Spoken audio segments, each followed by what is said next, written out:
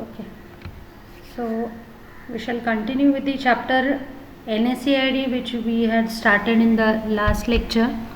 Okay, so we have seen what NSAIDs are. Okay, so as the name implies, non-steroidal anti-inflammatory drugs. Okay, so these are mainly focusing on the inflammation, treatment of the inflammation. Apart from that, these also have analgesic as well as antipyretic property, that is, they can abolish the pain mainly by peripheral mechanism, and they also can reduce the fever.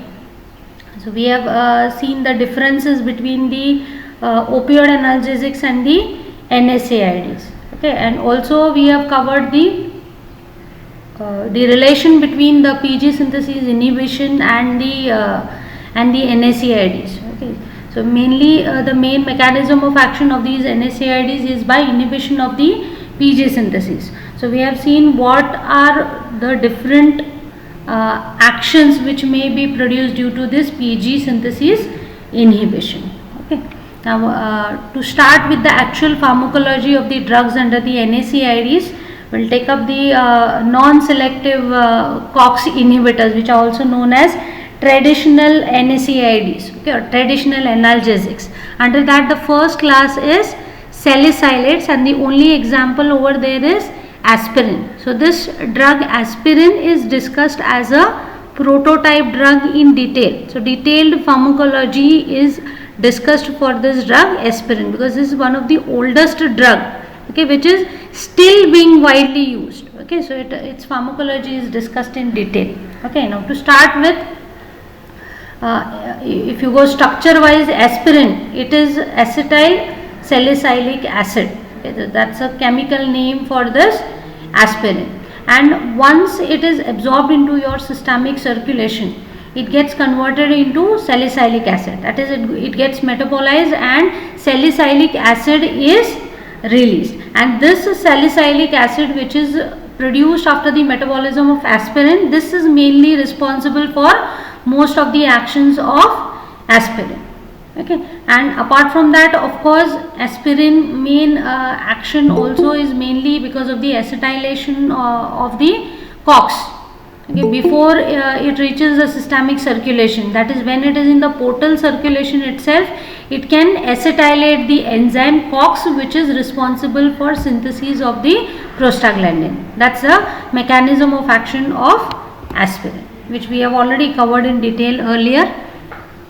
So to start with, the pharmacological actions of aspirin. The first point is analgesic, antipyretic and anti-inflammatory action, the very important ones. Okay, so now coming to the first point, that is its analgesic property, that is its ability to abolish the pain. Now when this aspirin is compared to the opioid analgesics, it's a weaker analgesics. Overall, these NSAIDs, these are weaker analgesics when you compare them with the opioid analgesics. Okay, so this is how you can see it. Aspirin 600 milligrams, it produces the same amount of action which is produced by codeine at a dose of 60 milligrams. So that means that 10 times higher dose is required of aspirin to produce the same level of action. Okay, so aspirin, it is 10 times less potent as compared to codeine. So you can see that these are the weaker analgesics. So a little bit higher doses are required when you compare these drugs with the opioid analgesic. Codeine is an example of opioid analgesic. Okay, however, these NSAIDs, these are very effective in relieving the inflammatory pain. Okay, so pain which is associated with the inflammation or tissue injury related pain or connective tissue or integmental pain can be effectively controlled by these aspirin like drugs or the NSAIDs. Okay, now these analgesic action, okay, as we have already discussed earlier, this is mainly due to the suppression of these pain receptors, peripheral pain receptors, that is, pain carrying afferent neurons are there which sense the pain. So though their activity is abolished, so that they are not able to transmit the pain. Apart from that, PG synthesis, okay, they are the PG sensitization of these nerve endings, so that can also be prevented. So this is how it actually acts in the periphery. Apart from that, in the CNS also, recently it has been found that in the CNS also it raises the threshold to pain perception. Okay, so this particular point has also been discussed earlier, that they have some central component also. Apart from that, other actions like sedation or subjective effect or tolerance or physical dependence or abuse liability, which are normally seen with the opioid analgesics, are not seen with the NSAIDs. Okay, other pleasurable effects cannot be derived by repeated administration of aspirin, so they have low abuse liability. Okay, so all other subjective effects or all the other euphoriatic effects on the CNS, so that the person will become dependent on this aspirin, these are not generated, the ones which are seen with the opioid analgesics. So that remains another important difference between the NSAIDs or aspirin and the opioid analgesics. Okay, then coming to the next part, that is the antipyretic action. So aspirin also is able to reset the hypothalamic thermostat, the temperature regulating center. It can be reset by this aspirin, so that the fever will be rapidly reduced. Now how it is reducing the fever is by promoting the heat loss in the form of sweating, okay, cutaneous vasodilatation. So all these actions will help in heat loss from the body. Okay, usually you all must have also experienced this. Generally when you take an analgesic, in case of fever, you start sweating, excessive sweating will be seen, and then your fever will come down. Okay, so this is the reason how it will help in reduction in the fever. Actually it is acting in the hypothalamus to reduce the fever. However, heat production which take place in the body, that is not reduced, rather it may be increased also. We'll come to that a little later. Okay, only thing is it will promote the heat loss, and that's how it is helping in reduction in the fever. Okay, then coming to the next part, that is the anti-inflammatory action. The anti-inflammatory action is seen at a little higher doses. Okay, analgesic antipyretic action is shown at a little lower doses. When compared to these two actions, anti-inflammatory action requires a little bit higher dose of aspirin. So all the signs of inflammation like pain, tenderness, swelling, vasodilatation, leukocyte infiltration, that is chemotactic movement of your leukocytes at the site of injury or inflammation. So all these signs of inflammation which will help in progression of the inflammation, all these are suppressed by the aspirin. Okay.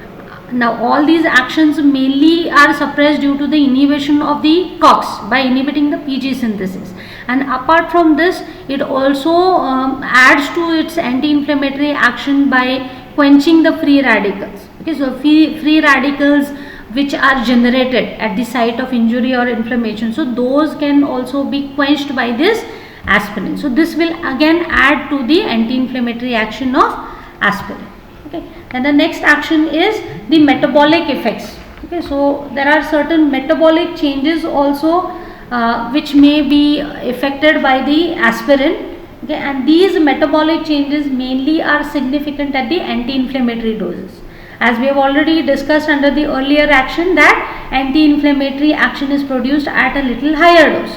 Okay, so metabolic changes are also seen at a little higher doses, that is the doses which produce anti-inflammatory action. So at the same doses metabolic changes also may be seen. Now let us see what are those metabolic changes.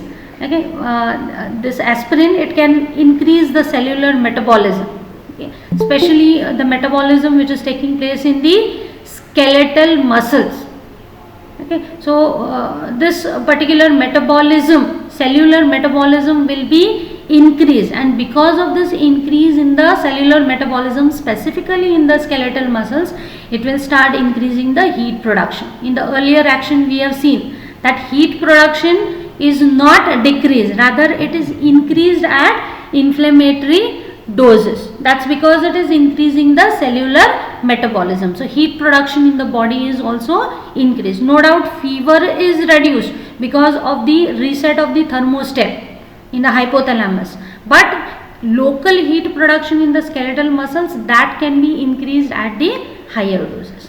Apart from that, it also can affect the glucose metabolism. It can increase the utilization of this glucose. Okay, so glucose utilization, when it is increased by the body cells, obviously what will happen to the blood glucose level? Blood glucose level, that will start decreasing because your cells are utilizing more and more glucose. Now when the blood glucose level goes down, whatever glucose is stored in your liver in the form of glycogen, you all have already studied all these things in your biochemistry, right? So glucose, it is normally whatever required amount that is available, and whatever is excess amount of glucose which is generated in the body, the sugar which is saved in the form of glycogen in the liver. So as and when required, this stored glycogen will get metabolized and it will start releasing the glucose in your bloodstream. So now what aspirin is doing, it is increasing the utilization of the glucose by the cells. So because of this, blood glucose level will fall, and because of this fall in blood glucose level, your stored glycogen, your stored glucose from the liver, it will be released. So because of this release of this glycogen in the form of glucose, it will get metabolized and it will start releasing the glucose to normalize this decrease in the blood sugar level. So what will happen? The liver glycogen, it will get depleted. So your stores of energy will start depleting slowly, okay, because it is being utilized. Aspirin is increasing the utilization of the glucose, okay. So this is what is seen at normal therapeutic doses. But in case of toxic doses, hyperglycemia may be seen. Okay, at normal doses, hypoglycemia, blood glucose level is decreasing, right? So hypoglycemia is produced. But at toxic doses, usually hyperglycemia is seen. Now why this hyperglycemia is seen at the toxic doses is because of the central sympathetic stimulation. Your sympathetic system, central sympathetic system will be stimulated. So there will be more and more release in the ADR and corticosteroids, and this is actually responsible for the increase in the blood glucose level. So that's why at toxic doses hyperglycemia is seen, and whereas at normal doses hypoglycemia may be shown by the aspirin. Okay. Then apart from that, chronic use, if you start using aspirin over a long period of time, so this will result in the negative nitrogen balance. Okay, nitrogen levels may reduce in the body.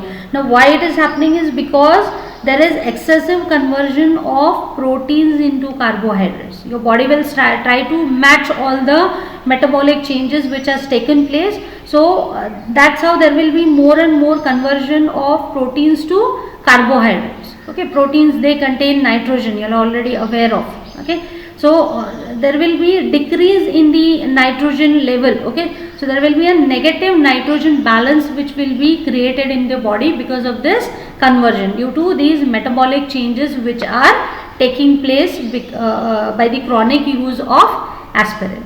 Apart from that, this also can affect the free fatty acid and cholesterol levels also. They are reduced. Plasma free fatty acid and cholesterol levels are reduced by aspirin.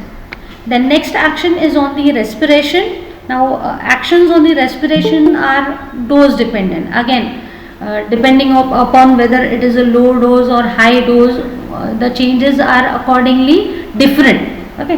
Now at anti-inflammatory doses, okay, that is a little bit higher doses, respiration is usually stimulated. Okay. Now respiration stimulated because of both the peripheral action and the central action. There is increase in the carbon dioxide production, metabolic changes are increasing. So obviously your carbon dioxide production in the periphery will obviously increase.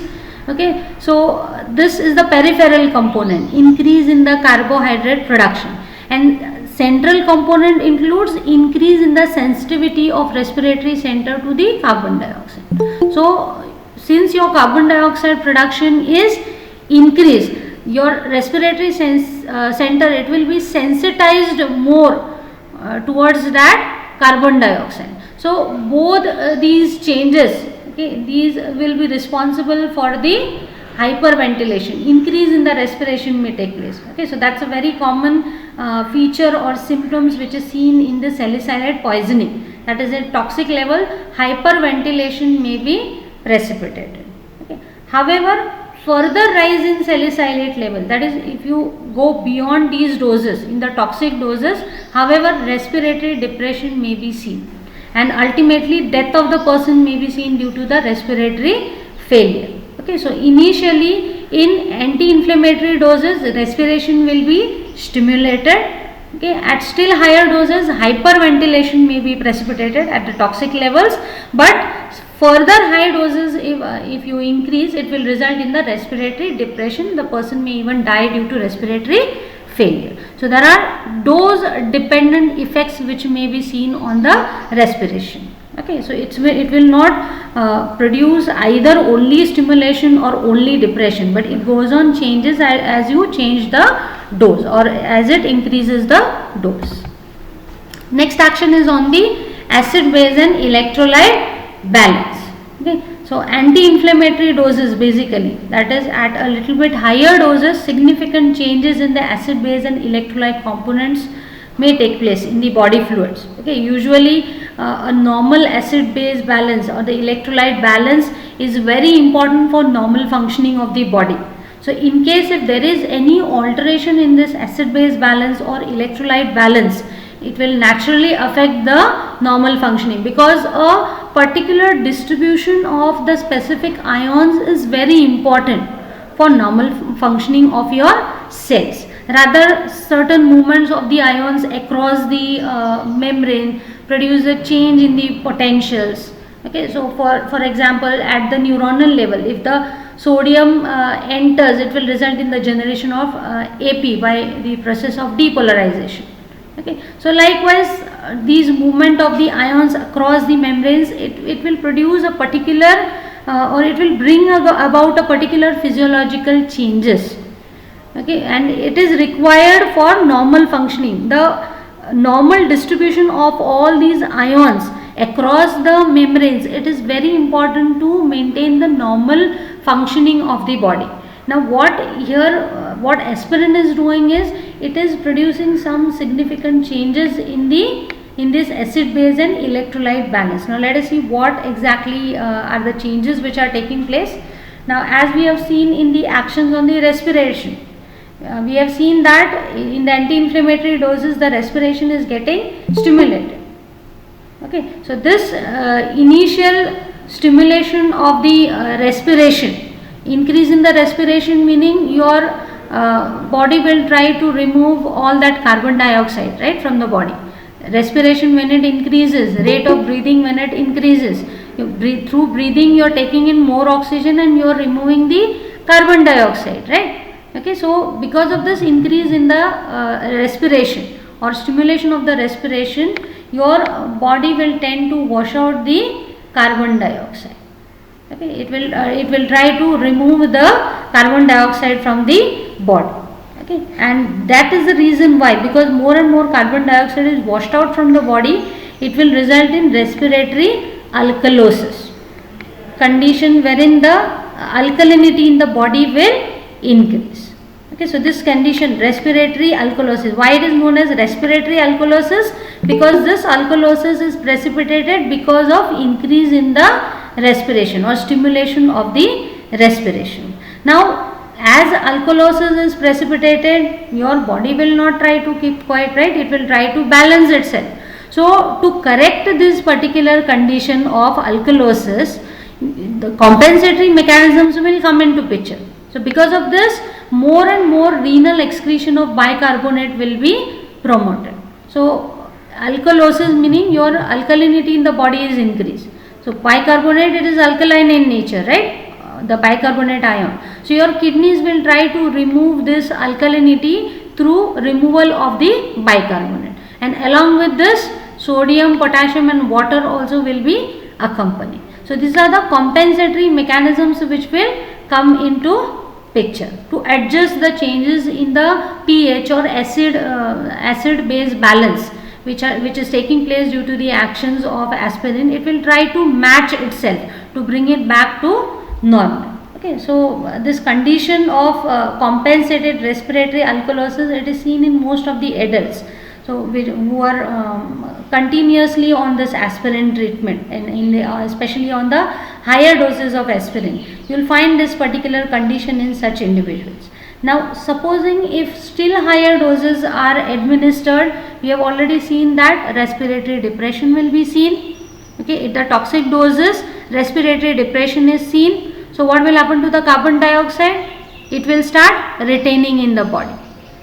Okay, still carbon dioxide production is also increased because of the metabolic changes. Already there is excessive production of the carbon dioxide. Plus respiratory depression will again add to the buildup of the carbon dioxide in the body, and this condition will later on precipitate into the respiratory acidosis. So this is how the acid base balance will be altered by the aspirin. Now to this, furthermore additions will be done by the salicylic acid, which is generated from the aspirin. As I have told you earlier that aspirin, it gets dissociated into salicylic acid. Okay, so this is the one which is mainly responsible for the actions. Moreover, metabolism is increased, so that will again add to the acids. Lactic acid, pyruvic acid, acetoacetic acid will be generated. So all these will be produced in the excess since the metabolism is increased. So this will again add to this acidosis. Okay, further metabolically derived sulfuric acid, phosphoric acid, all these are again generated. Okay, so this will again add to the worsening of the condition. Okay, all these acids which are generated by the metabolic processes, these will add to the acidosis which is precipitated by toxic doses of the aspirin. So it is quite dangerous, this particular condition. So significant acid base imbalance may be precipitated by the aspirin, and to this again this particular the bicarbonate loss which is promoted over here to correct the alkalosis. Initially it will produce the alkalosis, so there will be excessive loss of bicarbonate from the body. So already the bicarbonate levels are low. Later on carbon dioxide will start building up, it will add to the acids produced by the metabolism. Okay, so already bicarbonate level is low, so it can be quite dangerous. This particular acidosis, it may progress to uncompensated metabolic acidosis because already the bicarbonate levels are low in the body. Okay, so this will result in an uncompensated metabolic acidosis. That is, compensation may not be possible in this particular condition. That's why it is known as uncompensated metabolic acidosis, which may be precipitated. Okay, so this particular condition, it is mostly seen in the small children. Okay, during the salicylate poisoning. Okay, this is quite common, acid base imbalance. Okay, then the dehydration also will occur. Okay, because there is increased loss of water also in the urine. As we have seen that bicarbonate is lost, along with it sodium, potassium and water is also lost. So since more and more water is being lost from the body, it will start precipitating the dehydration. Okay. Increased sweating is also produced by the aspirin. That's what we have seen. Okay, and hyperventilation. So all these will be precipitated. So these will worsen the conditions. The next action is on the CVS. As such, aspirin has no direct effect on the heart or the blood vessels in the therapeutic doses. Okay, but in the larger doses it can increase the cardiac output. Okay, so why it is increasing the cardiac output is to meet the increased peripheral oxygen demand. Okay, so your carbon dioxide levels are high, your cells are metabolizing, so they will need energy, they will need oxygen. So to cope up with that, your heart will start working more harder, and it will result in increase in the cardiac output. So it will try to match the increased demand of this oxygen. Even at still higher doses, that is at toxic doses, aspirin can depress the vasomotor center also, which is controlling the diameter of the blood vessels. So because of the depression in the vasomotor center, BP may fall. Okay, that is hypotension may be precipitated. Now, this increased cardiac work which is precipitated to cope up with the increased demand of oxygen, along with this sodium and water retention which may take place. Okay, CHF may be precipitated in certain individuals, or those individuals who are at risk of it. These conditions are quite dangerous. Okay, so those who are already suffering from congestive heart failure, or those who are having low cardiac reserve, these conditions, this can result in a very severe conditions. Okay, congestive heart failure may be precipitated in such individuals. The next, coming to the action on the GIT. Okay, prostaglandins, as we have seen that they are ulcer protectors, right? They decrease the acid and pepsin production, and they also increase the mucus production as well as the bicarbonate production in the gastric mucosa. Okay, so this aspirin, by inhibiting that PG synthesis, it will obviously add to the gastric toxicity. That's what we have seen in the earlier lecture also. So this is how it is responsible for the gastric toxicity. So this aspirin as well as the salicylic acid which is released, both of them will irritate the gastric mucosa, and this will result in epigastric distress, nausea and vomiting. Also CTZ is also stimulated, chemoreceptor trigger zone. So vomiting may again be precipitated at higher doses by direct stimulation of the vomiting center, that is CTZ. At lower levels, gastric mucosal irritation, that is actually responsible for the vomiting. Okay, now why this further mucosal damage is taking place, why there is more risk of mucosal damage by this aspirin? There is a reason behind this. This is the main concept over here, which is mainly adding to the gastric mucosal damage. Now let us see what is this ion trapping.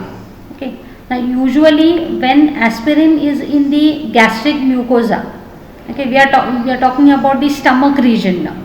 Okay, say this is the gastric mucosal cell. I have represented one cell over here. This is your gastric lumen, okay, where aspirin is present. When you administer it orally, your aspirin will go into the stomach, the tablet will start dissolving and it will release.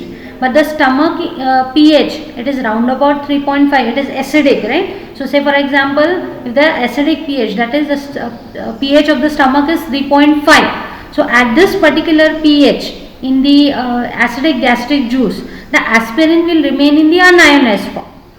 Okay. Now any drug which is in an unionized form, that is a form which can get absorbed into the mucosal cell, right? Okay, so any drug which is there in the ionized form, it cannot cross the membrane. That's what we have seen under the basics, right? So the drug which is there in the unionized form in your GI tract, that can only get absorbed into the gastric mucosal cell by the process of diffusion. If it's an active process, then there is no worries, but if it is a passive diffusion, then the drug has to be in an unionized form. So this aspirin, it remains in the unionized form in the acidic pH in your stomach. Okay, so it will very well get absorbed into your gastric mucosal cell. But once inside the gastric mucosal cell, the pH inside the cell is 7.1. Okay, so this again it is coming across the alkaline pH. Here it was acidic pH, so more and more drug was in the unionized form. But here when it enters inside the cell, the pH has become alkaline now. Okay, so in the alkaline pH, aspirin will be more in the ionized form. Now this ionized form, as we have already discussed earlier, an ionized form of a drug cannot cross the membrane very effectively, right? Okay, so this is the reason why this aspirin will get trapped in the gastric mucosal cell, and this particular phenomenon is known as ion trapping, okay, which is specifically shown by the aspirin. If you can remember your basics in the first pharmacology also, this point was discussed under the absorption. Okay, so this is the reason why aspirin will start damaging the gastric mucosal cell. So So gastric toxicity is more because of this ion trapping phenomenon which is taking place with the aspirin. Further conditions will be complicated, because once aspirin particles they come in contact with the gastric mucosa, they will promote the local back diffusion of the acid. So this will result in the focal necrosis, that is damage of the mucosal cells, and the capillaries will be precipitate. So this will worsen the condition. So conditions like acute ulcers, erosive gastritis, okay, congestion and hemorrhages, okay, that is bleeding, may also take place from this gastric mucosa. Okay, so all such complications may be precipitated. So because of this, generally in the ulcer patients also, if you administer this aspirin or NSAIDs, it will result in the local hemorrhage or internal bleeding may take place from the gastric mucosa. Because of this, occult blood loss may be seen in the stools, that is in the feces, okay, in the excreta, the blood loss may be seen. Okay. Sometimes even hematemesis also may be seen, that is in the vomitus also blood may be seen. Okay, so this is actually seen in the specific individuals. Generally blood loss in the stools, this is quite common feature which is associated with the use of aspirin, okay, prolonged use of aspirin or use of aspirin in the ulcer patients. Okay, so this may be seen even with the single tablet of aspirin, okay, at the inflammatory doses. Mainly at the higher doses, this blood loss is more likely, and hematemesis, it may be seen in the certain individuals. It may not be seen quite common. Now how you can reduce this toxicity, gastric toxicity of aspirin, is by formulating it in the form of soluble aspirin tablets. So nowadays soluble aspirin tablets are available. Okay, so they are formulated in such a way that they contain calcium carbonate, citric acid, or other buffered preparations are available. So buffering agents are available. So this can reduce the gastric irritation which may be produced by the aspirin. Okay, but incidences of ulcer and bleeding you cannot totally rule out with the use of soluble aspirin tablets also. You cannot say that it is completely safe. So as far as possible, aspirin like drugs must be avoided in the ulcer patients. Okay. Next action is on the urate excretion, that is uric acid which is generated in the body. So the action on this urate excretion is again dose related. Okay, it depends upon how much of aspirin is being administered. So when the dose is less than 2 grams per day, urate retention will take place. Okay, and antagonism of all the uricosuric drugs will take place. Now uricosuric drugs, this is the class of drug which is belonging to the drugs which are used in the treatment of gout. Gout is the condition wherein there is increase in the uric acid level in the body. So these are the drugs which will promote the uric acid or urate excretion through the urine. Okay, so now aspirin, what it is doing, it is in the lower doses, it is producing retention of the urate in the body. Okay, so by retaining the uric acid in the body, even if you administer uric acid drugs, uricosuric drugs, so it will oppose the action. Two opposite actions are being produced, so it will abolish the action or antagonize the actions of uricosuric drug which are meant to promote the uric acid excretion. Then if you go at still higher doses, that is 2 to 5 grams per day, again here variable effects are seen. So as such, no much change in urate excretion is taking place at this particular dose. But if you go still in a higher dose, that is more than 5 grams per day, it will again increase the urate excretion. Okay, so in the lower doses urate retention was taking place. Okay, but at the higher doses urate excretion is increased or promoted.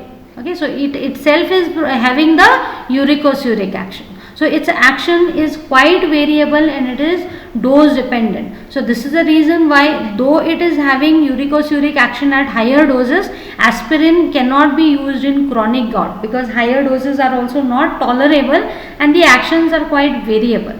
So aspirin is not preferably used in gout. Other NSAIDs are used, of course. Okay. Next action is on the blood. Okay. Now aspirin, as we have seen, it inhibits the enzyme COX, so it will irreversibly inhibit the generation of thromboxane by the platelets.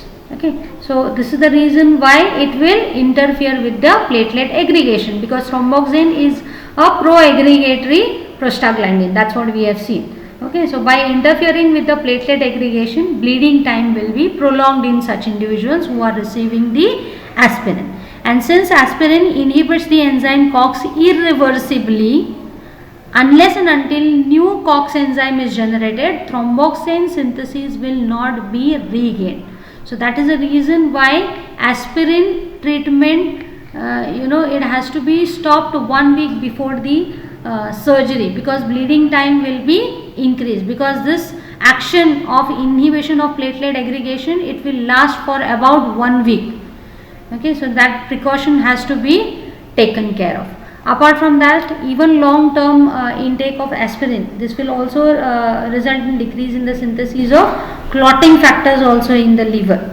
Okay, so clotting factors, you are already aware of, they are very important in the intrinsic extrinsic pathways, okay, wherein plug formation takes place. So these clotting factors are synthesized in the liver, so their synthesis is also inhibited. So this will again predispose to the bleeding disorder, so bleeding time will be increased. Okay.